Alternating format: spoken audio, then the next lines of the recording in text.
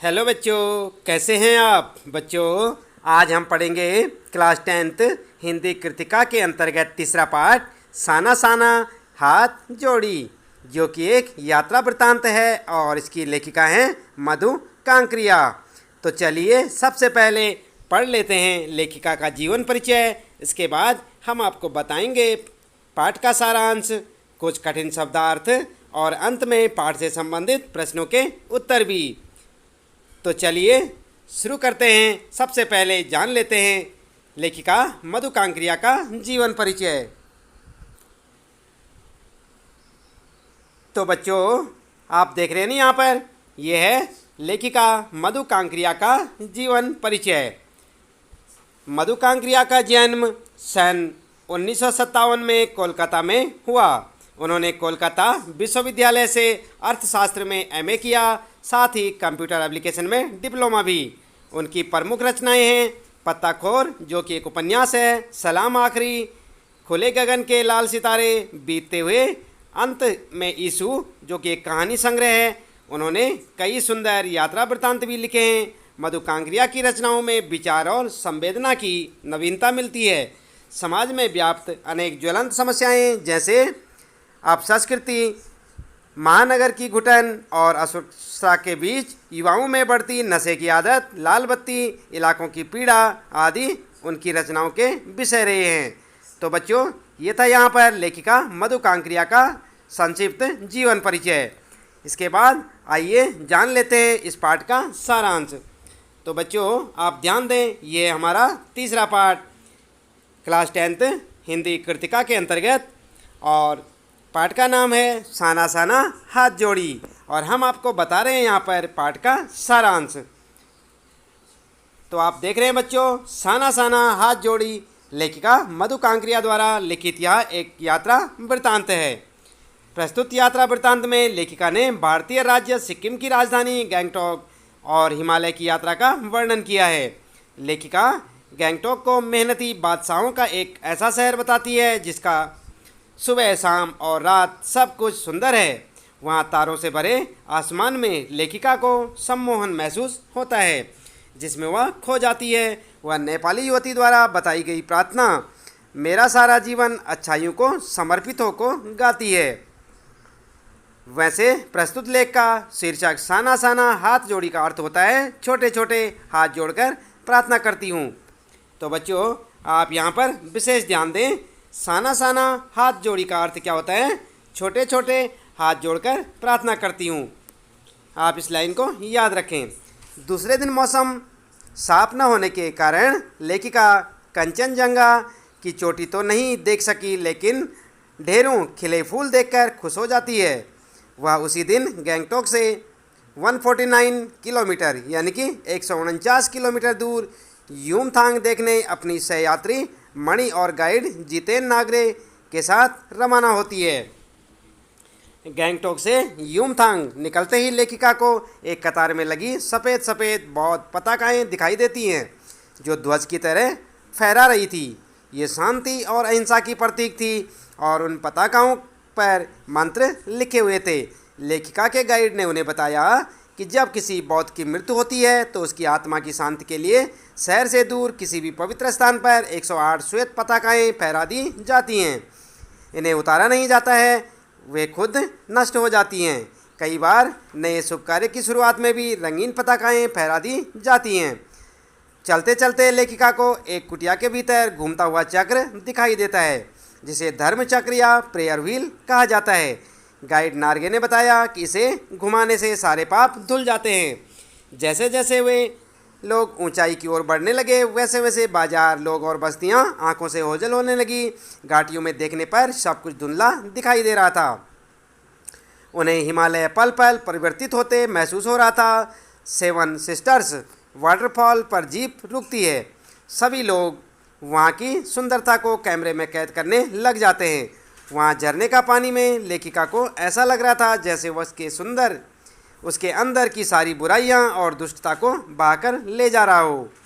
लेखिका के अनुसार रास्ते में प्राकृतिक दृश्य हर पल अपना रंग ऐसे बदल रहे थे जैसे कोई जादू की छड़ी घुमाकर सब कुछ बदल रहा हो। थोड़ी देर के लिए जीप थिंक ग्रीन लिखे शब्दों के पास रुकी। वहाँ सभी कुछ एक साथ सामने था। लगातार बहते झरने थे, नीचे पूरे वेग से बह रही तिस्ता नदी थी, सामने धुंध थी, ऊपर आसमान में बादल थे और मंद मंद हवा चल रही थी। तो आसपास के वातावरण में खिले फूलों की हंसी चारों तरफ बिखेर रही थी। कुछ औरतों की पीठ पर बंधी टोकरियों में बच्चे थे। इतने सुंदर वातावरण में भूख, गरीबी और मौत के निर्मम दृश्य ने लेखिका को सहमा दिया। एक कर्मचारी ने बताया कि ये औरतें पहाड़ी रास्ते को चौड़ा बना रही हैं। कई बार काम करते समय किसी न किसी व्यक्ति की मौत हो जाती है, क्योंकि जब पहाड़ों को डायनामाइट से उड़ाया जाता था या उड़ाया जाता है तो उनके टुकड़े इधर उधर गिरते हैं। यदि उस समय सावधानी न बरती जाए तो जानलेवा हादसा भी हो जाता है। तभी लेखिका को महसूस हुआ कि सभी जगह आम जीवन की कहानी एक सी है। कुछ दूर चलने पर पहाड़ी स्कूली बच्चों से लेखिका की मुलाकात होती है। गाइड जितेन बताता है कि ये बच्चे 3 से 3.5 किलोमीटर की पहाड़ी चढ़कर स्कूल जाते हैं। ये बच्चे स्कूल से लौटकर अपनी माँ के साथ काम करते हैं। यहाँ का जीवन बहुत मेहनत भरा है। जैसे जैसे ऊंचाई बढ़ती जा रही थी वैसे वैसे खतरे भी बढ़ते जा रहे थे। रास्ता तंग होता जा रहा था। जगह जगह गाड़ी धीरे चलाएं लिखे बोर्ड लगे थे। शाम के समय जीप चाय बागानों में से गुजर रही थी। बागानों में कुछ युवतियाँ सिक्किम के परंपरागत परिधान पहने चाय की पत्तियाँ तोड़ रही थी।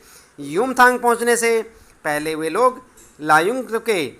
लायुंग में लकड़ी से बने छोटे छोटे घर थे। लेखिका सफ़र की थकान उतारने के लिए तिस्ता नदी के किनारे फैले पत्थरों पर बैठ गई। रात होने पर गाइड जितेन के साथ अन्य साथियों ने नाच गाना शुरू कर दिया था। लेखिका की सहयात्री मणि ने भी नृत्य करने में सराबोर हो गई।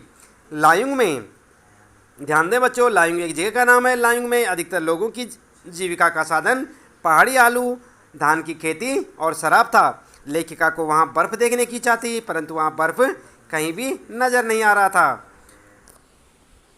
कटाओ को भारत का स्विट्ज़रलैंड कहा जाता है। कटाओ एक जगह है बच्चों, आप ध्यान दें। कटाओ को भारत का स्विट्ज़रलैंड कहा जाता है। लेखिका की सहयात्री मणि, जिसने स्विट्ज़रलैंड घूमा था, उसने कहा कि यह स्विट्ज़रलैंड से भी सुंदर है।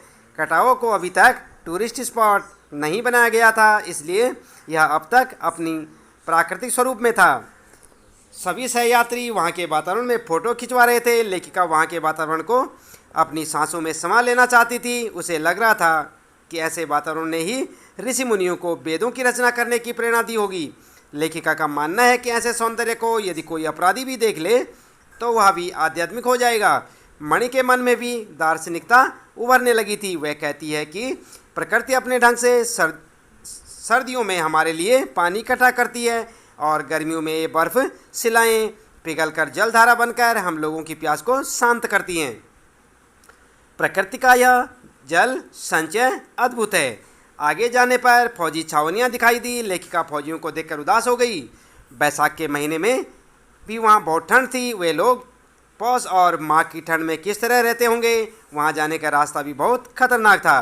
कटाओं से युमथांग की ओर जाते हुए प्रियुता और रोडोडेंड्रो ने फूलों की घाटियों को भी देखा। युमथांग कटाओ जैसा सुंदर नहीं था। जितेन ने रास्ते में बताया कि यहाँ पर बंदर का मांस भी खाया जाता है। बंदर का मांस खाने से कैंसर नहीं होता। युमथांग वापस आकर उन लोगों को वहाँ सब फीका फीका लग रहा था। पहले सिक्किम स्वतंत्र राज्य था, अब वह भारत का एक हिस्सा बन गया है। मणि ने बताया कि पहाड़ी कुत्ते केवल चांदनी रातों में भौंकते हैं। यह सुनकर लेखिका हैरान रह गई। उसे लगा कि पहाड़ी कुत्तों पर भी ज्वार भाटे की तरह पूर्णिमा की चांदनी का प्रभाव पड़ता है। गुरु नानक के पद चिन्हों वाला एक ऐसा पत्थर दिखाया जहाँ कभी उनकी थाली से चावल छिटक कर बाहर गिर गए थे। खेदुम नाम का 1 किलोमीटर का ऐसा क्षेत्र भी दिखाया जहाँ देवी देवताओं का निवास माना जाता है। नार्गे ने पहाड़ियों के पहाड़ों, नदियों, झरनों और वादियों के प्रति पूज्य भाव की भी जानकारी दी। भारतीय आर्मी के कप्तान शेखर दत्ता के सुझाव पर गैंगटॉक के पर्यटक स्थल बनने और नए रास्तों के साथ नए स्थानों को खोजने के प्रयासों के भी बारे में उसने बताया। तो बच्चों, ये था यहाँ पर साना साना हाथ जोड़ी पाठ का सारांश, जो कि हमने आपको यहाँ पर बताया। उम्मीद है कि आपको यह पाठ का सारांश अच्छे से समझ आया होगा। आप इसे फिर से सुनें और इसे अच्छे से याद करें ताकि आपको परीक्षा के समय पाठ से संबंधित सभी प्रश्नों के उत्तर आसानी से समझ आ जाएं। चलिए इसके बाद आपको बता देते हैं कुछ कठिन शब्दार्थ जो कि इस पाठ में आए हुए हैं। आप देख सकते हैं बच्चों, ये है कठिन शब्दार्थ इस पाठ से संबंधित, जैसे अतीन्द्रियता यानी इंद्रियों से परे, उजास प्रकाश, राम रोचो यानी कि अच्छा है, और रकम रकम यानी कि तरह तरह के, गहनतम बहुत गहरी, सघन घनी, शिद्दत प्रबलता, पता का झंडा, और मुंडकी यानी कि सिर, सुदीर्घ माने बहुत बड़े, अभिशप्त सापेत सरहद मतलब सीमा, तामसिकताएँ माने कुटिल, और आदिम युग माने आदि युग, अनंता असीमता, और वंचना मतलब धोखा। इसके बाद दुष्ट वासनाएं माने बुरी इच्छाएँ, चैरवैती यानी कि चलते रहो, वजूद अस्तित्व, और वृत्ति का मतलब जीविका। इसी प्रकार ठाठे हाथ में पड़ने वाली गांठे या निशान, हलाहल मतलब विष होता है एक, सतत लगातार, प्रवाहमान गतिमान, संक्रमण मिलन, और इसी प्रकार चलायमान चंचल, निरपेक्ष बेप्रवाह, गुडुप निगल लिया, अद्वितीय मतलब अनुपम, और सात्विक आभा निर्मल कांति, सुरम्य अत्यंत मनोहर, मियाद मतलब सीमा, और आबो हवा जलवायु। तो आप इन कठिन शब्दार्थ को भी याद करें और चाहें तो अपनी नोटबुक में नोट कर लें ताकि आपको पाठ पढ़ते समय अच्छे से समझ भी आ जाए। इसके बाद बच्चों आइए देख लेते हैं यहाँ पर अभ्यास प्रश्न उत्तर, जो कि इस पाठ से संबंधित प्रश्नों के उत्तर आप यहाँ से देख सकते हैं। तो पहला प्रश्न है आपका इस पाठ में, झिलमिलाते सितारों की रोशनी में नहाया गंगटोक लेखिका को किस तरह सम्मोहित कर रहा था। आप क्या लिखेंगे बच्चों, आप उत्तर लिखेंगे, झिलमिलाते सितारों की रोशनी में नहाया गंगटोक लेखिका के मन में सम्मोहन जगा रहा था। इस सुंदरता ने उस पर ऐसा जादू कर दिया था कि उसे सब कुछ ठहरा हुआ सा और अर्थहीन लग रहा था। उसके भीतर बाहर जैसे एक शून्य सा व्याप्त हो गया था। तो आप इस प्रकार इस प्रश्न का पहले प्रश्न का उत्तर लिख सकते हैं। दूसरा प्रश्न है बच्चों आपके लिए, गंगटोक को मेहनतकश बादशाहों का शहर क्यों कहा गया। आप देख रहे हैं यहाँ पर, गंगटोक को मेहनतकश बादशाहों का शहर क्यों कहा गया। तो इसका उत्तर होगा बच्चों, गंगटोक एक ऐसा पर्वतीय स्थल है जिसे वहाँ के मेहनतकश लोगों ने अपनी मेहनत से सुरम्य बना दिया। वहाँ सुबह शाम रात सब कुछ सुंदर प्रतीत होता है। वहाँ के निवासी भरपूर परिश्रम करते हैं, इसलिए गंगटोक को मेहनतकश बादशाहों का शहर कहा गया है। आप इस प्रकार उत्तर लिखें। इसके बाद तीसरा प्रश्न है यहाँ पर, कभी श्वेत तो कभी रंगीन पताकाओं को फहराना किन किन अलग अलग अवसरों का की ओर संकेत करता है। आपके लिए उत्तर है, श्वेत पताकाएँ किसी बुद्धिस्ट की मृत्यु पर फहराई जाती हैं। आप ध्यान रखें, अलग अलग पताकों के बारे में यहाँ पर बताया जा रहा है। तो श्वेत पताकाएँ किसी बुद्धिस्ट की मृत्यु पर फहराई जाती हैं। किसी बुद्धिस्ट की मृत्यु हो जाए तो उसकी आत्मा की शांति के लिए नगर से बाहर किसी वीरान स्थान पर मंत्र लिखी 108 पताकाएँ फहराई जाती हैं, जिन्हें उतारा नहीं जाता। वे धीरे धीरे अपने आप नष्ट हो जाती हैं। किसी शुभ कार्य को आरंभ करने पर रंगीन पताकाएँ फहराई जाती हैं। तो इस प्रकार से आप इसका उत्तर लिखेंगे। चौथा प्रश्न है बच्चों आपके लिए, आप ध्यान दें, जितेन नार्गे ने लेखिका को सिक्किम की प्रकृति, वहाँ की भौगोलिक स्थिति एवं जनजीवन के बारे में क्या महत्वपूर्ण जानकारियाँ दी, लिखिए। आप उत्तर लिखेंगे, जितेन ने लेखिका को एक अच्छे गाइड की तरह सिक्किम की मनोहारी प्राकृतिक छटा, सिक्किम की भौगोलिक स्थिति और वहाँ के जनजीवन की जानकारियाँ इस प्रकार दी। किस प्रकार दी, आइए एक एक करके आप जान लें। पहला है, सिक्किम में गंगटोक को लेकर युमथांग तक तरह तरह के फूल हैं, फूलों से लदी वादियाँ हैं। एक जानकारी ये थी। दूसरी जानकारी, शांत और अहिंसा के मंत्र लिखी ये श्वेत पताकाएँ जब यहाँ किसी बुद्ध के अनुयायी की मौत होती है तो लगाई जाती हैं, ये 108 होती हैं। इसके बाद नंबर 3 है, रंगीन पताकाएँ किस नए कार्य के शुरू होने पर लगाई जाती हैं, इसके बारे में जानकारी दी। चौथा, कवि लॉन्ग स्टॉक यहाँ गाइड फिल्म की शूटिंग हुई थी। इस प्रकार से पांचवा है, यह धर्मचक्र है अर्थात प्रेयर व्हील, इसको घुमाने से सारे पाप धुल जाते हैं, ये भी जानकारी दी थी। छठी जानकारी थी, यह पहाड़ी इलाका है, यहाँ कोई भी चिकना चर्बीला आदमी नहीं मिलता। इसके बाद आगे नार्गे ने उत्साहित होकर कटाओ के बारे में बताया कि कटाओ हिंदुस्तान का स्विट्जरलैंड है। आठवां, युमथांग की घाटियों के बारे में बताया कि बस 15 दिनों में ही देखिएगा पूरी घाटी फूलों से इस कदर भर जाएगी कि लगेगा फूलों की सेज रखी हो। तो इस प्रकार से बच्चों आप ध्यान दें, ये सारी जानकारियाँ नार्गे ने लेखिका को दी थी। इसके बाद 5वां प्रश्न है यहाँ पर, लॉन्ग स्टॉक में घूमते हुए चक्र को देखकर लेखिका को पूरे भारत की आत्मा एक सी क्यों दिखाई दी। तो उत्तर लिखेंगे आप, लॉन्ग स्टॉक में घूमते हुए चक्र को देखकर लेखिका ने उसके बारे में पूछा तो पता चला यह धर्म चक्र है, इसे घुमाने पर सारे पाप धुल जाते हैं। जितेन की आवाज़ सुनकर लेखिका को ध्यान आया कि पूरे भारत की आत्मा एक ही है। मैदानी क्षेत्रों में गंगा के विषय में भी ऐसी ही धारणा है। उसे लगा कि पूरे भारत की आत्मा एक सी है। सारी वैज्ञानिक प्रगति के बावजूद उनकी आस्थाएं, विश्वास, अंधविश्वास और पाप पुण्य की अवधारणाएं एक सी हैं। इस प्रकार आप उत्तर लिखें। 6ठा प्रश्न है बच्चों, जितने नहीं है हुआ यहाँ पर बच्चों आप ध्यान दें, यहाँ पर लिखेंगे आप जितेन, क्योंकि गाइड का नाम क्या था, जितेन। आप लिखेंगे जितेन नार्गे की गाइड की भूमिका के बारे में विचार करते हुए लिखिए कि एक कुशल गाइड में क्या गुण होते हैं। तो आप ध्यान दें बच्चों, सबसे पहले यहाँ पर आप जो है जितेन, इसको जो है जितेन समझेंगे। जो यहाँ पर जितने लिखा है तो यहाँ पर लिखे जितेन नार्गे की गाइड की भूमिका के बारे में विचार करते हुए लिखिए कि एक कुशल गाइड में क्या गुण होते हैं। इसका उत्तर क्या होगा, उत्तर ध्यान से देखें आप। जितेन नार्गे लेखिका का ड्राइवर कम गाइड था। वह नेपाल से कुछ दिन पहले आया था, जिसे नेपाल और सिक्किम की अच्छी जानकारी थी, क्षेत्र से सुपरिचित था। वह ड्राइवर के साथ साथ गाइड का कार्य कर रहा था। उसमें सारे गाइड के वे सभी गुण विद्यमान थे जो अपेक्षित होते हैं। तो इस प्रकार आप उत्तर लिखेंगे।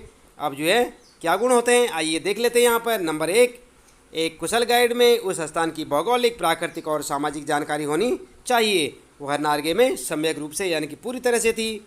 इसके बाद दूसरा क्या गुण था उसमें, गाइड के साथ साथ नार्गे ड्राइवर भी था, अतः कहाँ रुकना है यह निर्णय वह स्वयं ही करने में समर्थ थी। उसे कुछ सलाह देने की आवश्यकता नहीं होती है। नंबर 3, गाइड में सैलानियों को प्रभावित करने की रोचक शैली होनी चाहिए।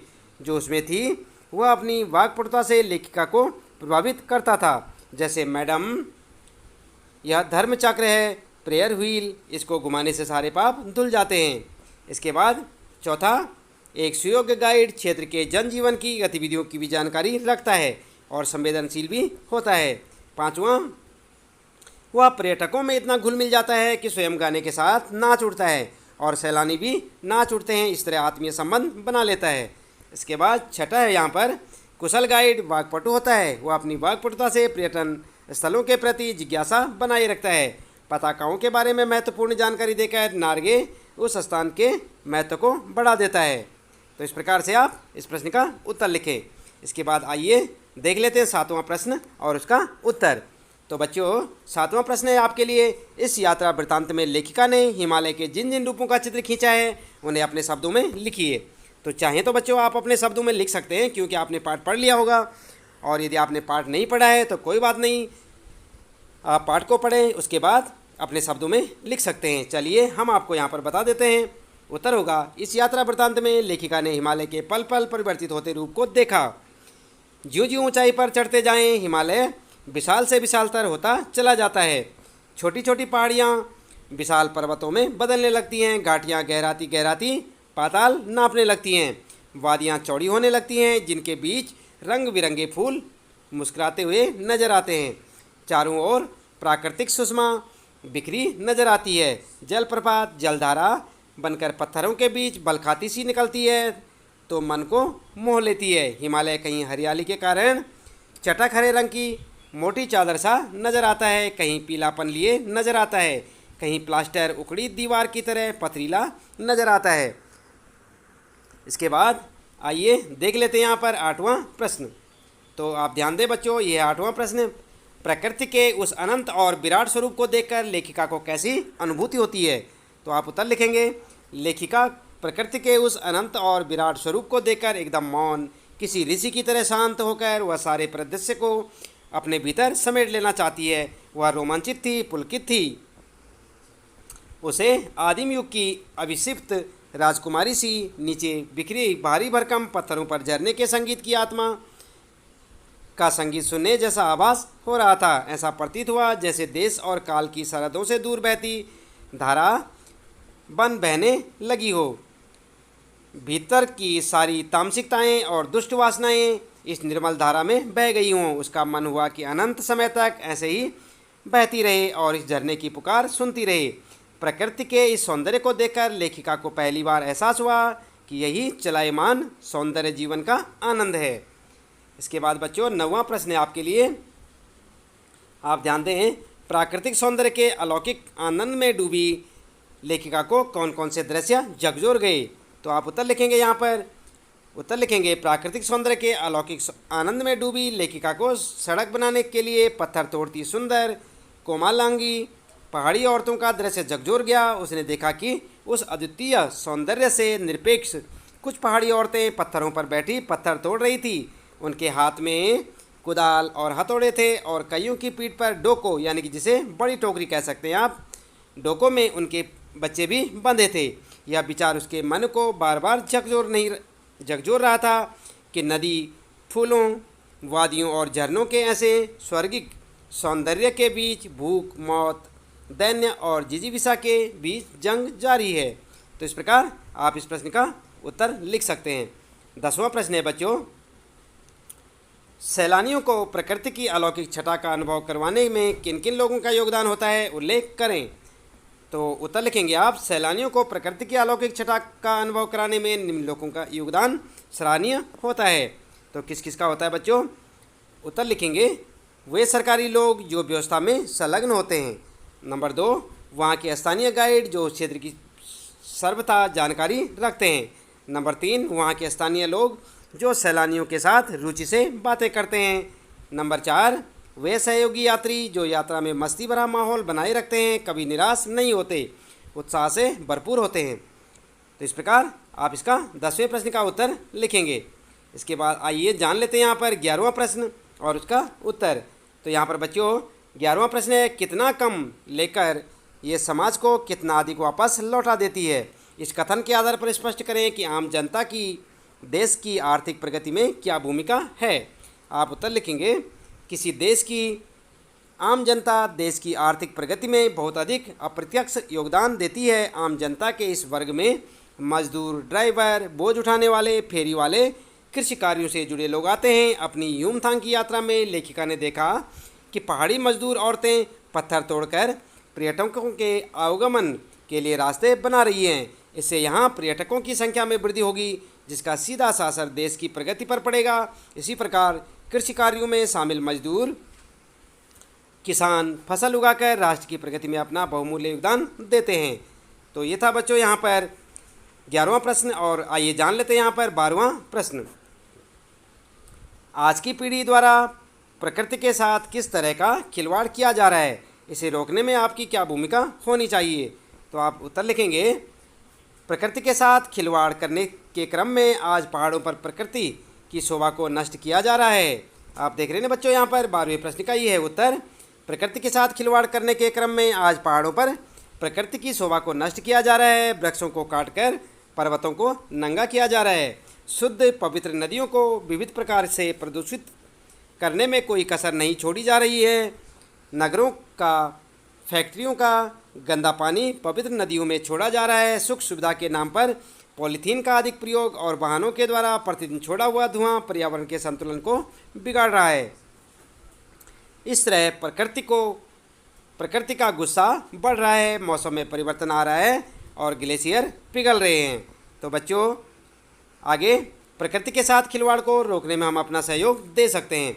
तो कैसे दे सकते हैं, आइए जान लेते हैं। नंबर 1, वर्तमान में खड़े वृक्षों को न काटें और न काटने दें। नंबर 2, यथासंभव वृक्षारोपण करें और दूसरों को वृक्षारोपण के लिए प्रेरित करें। नंबर 3, वाहनों का प्रयोग यथासंभव कम करें। सब्जी लाने और व्यर्थ सड़कों पर घूमने में वाहनों का प्रयोग या उपयोग ना करें। और इसके बाद अगला लिखेंगे आप, नंबर 4, पॉलीथीन अवशिष्ट पदार्थों और नालियों के गंदे पानी को नदियों में न जाने दें। तो इस प्रकार से आप बच्चों प्रकृति को जो है प्रदूषित होने से बचा सकते हैं। इस प्रकार आप इस प्रश्न का उत्तर लिखेंगे। फिर इसके बाद बात करते हैं 13वां प्रश्न आपके लिए। प्रदूषण के कारण स्नोफॉल में कमी का जिक्र किया गया है। प्रदूषण के और कौन कौन से दुष्परिणाम सामने आए हैं, लिखें। तो आप उत्तर लिखेंगे, लेखिका को उम्मीद थी कि उसे लायुग, जो लायुंग आपने जगह पढ़ी थी, लायुंग में बर्फ़ देखने को मिल जाएगी, लेकिन एक सिक्किमी युवक ने बताया कि प्रदूषण के कारण स्नोफॉल कम हो गया है, यानी कि बर्फ़ का गिरना कम हो गया है, अतः उन्हें 500 मीटर ऊपर कटाव में ही बर्फ़ देखने को मिल सकेगी। प्रदूषण के कारण पर्यावरण में अनेक परिवर्तन आ रहे हैं। स्नोफॉल की कमी के कारण नदियों में जल प्रवाह की मात्रा कम होती जा रही है। परिणाम स्वरूप पीने योग्य जल की कमी सामने आ रही है। प्रदूषण के कारण ही वायु प्रदूषित हो रही है। महानगरों में सांस लेने के लिए ताज़ा हवा का मिलना मुश्किल हो रहा है। सांस संबंधी रोगों के साथ साथ कैंसर और उच्च रक्तचाप की बीमारियां बढ़ रही हैं। ध्वनि प्रदूषण मानसिक अस्थिरता, बहरेपन, अनिद्रा जैसे रोगों का कारण बन रहा है। इस प्रकार आप 13वें प्रश्न का उत्तर लिखेंगे। इसके बाद बच्चों आइए आपको बताते हैं यहाँ पर 14वां प्रश्न और उसका उत्तर। तो आप देखें, यह है 14वां प्रश्न। कटाव पर किसी भी दुकान का न होना उसके लिए वरदान है। इस कथन के पक्ष में अपनी राय व्यक्त कीजिए। तो उत्तर लिखेंगे आप, कटाव को अपनी स्वच्छता और सुंदरता के कारण हिंदुस्तान का स्विट्जरलैंड कहा जाता है, या उससे भी अधिक सुंदर। यह सुंदरता आज इसलिए विद्यमान है कि यहाँ कोई दुकान नहीं है। यदि यहाँ भी दुकानें खुल जाएं, व्यवसायीकरण हो जाए, तो इस स्थान की सुंदरता जाती रहेगी। इसलिए कटाव में दुकान का न होना उसके लिए वरदान है। तो इस प्रकार आप 14वें प्रश्न का उत्तर लिख सकते हैं।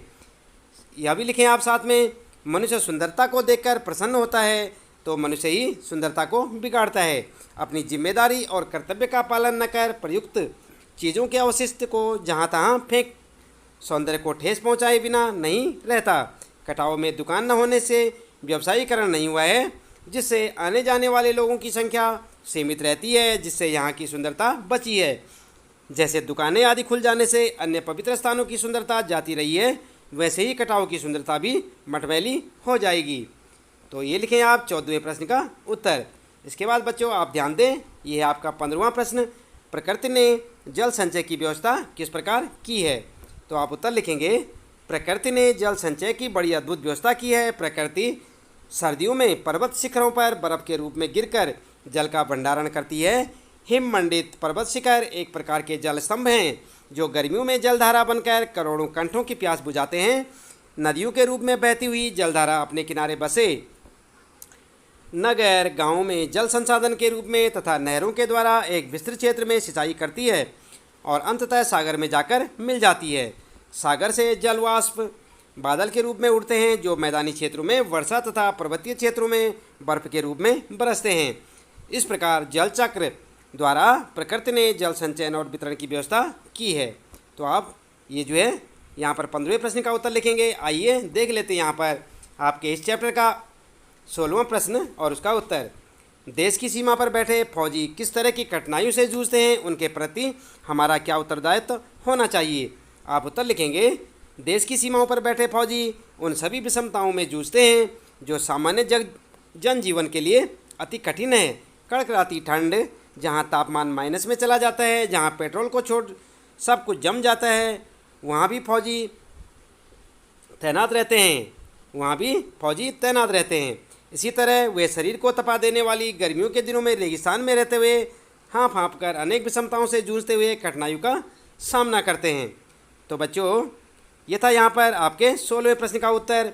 और इसमें आप यहाँ पर देखें, उनके प्रति हमारा दायित्व है कि हम उनका सम्मान करें, उन्हें देश की प्रतिष्ठा और गौरव का अक्षुण्ण रखने वाले महारथी के रूप में आदर करें, उनके और उनके परिवार के प्रति सम्मानीय भाव आत्मीयता संबंध बनाए रखें, सैनिकों के दूर रहते हुए उनके हर कार्य में सहयोगी बने, उन्हें अकेलेपन का एहसास ना होने दें और उन्हें निराशा से बचाएं।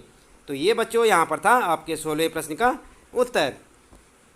तो बच्चों इस प्रकार आपने देखा कि साना साना हाथ जोड़ी पाठ में कुल मिलाकर 16 प्रश्न थे यहाँ पर, जो कि हमने उनको यहाँ पर आपको बताया किस प्रकार आप उनका उत्तर लिखेंगे और किस प्रकार आप पाठ का सारांश लिखेंगे। आप पाठ को एक बार पढ़ें और पाठ का सारांश आप जो है अच्छे से दोबारा सुनें।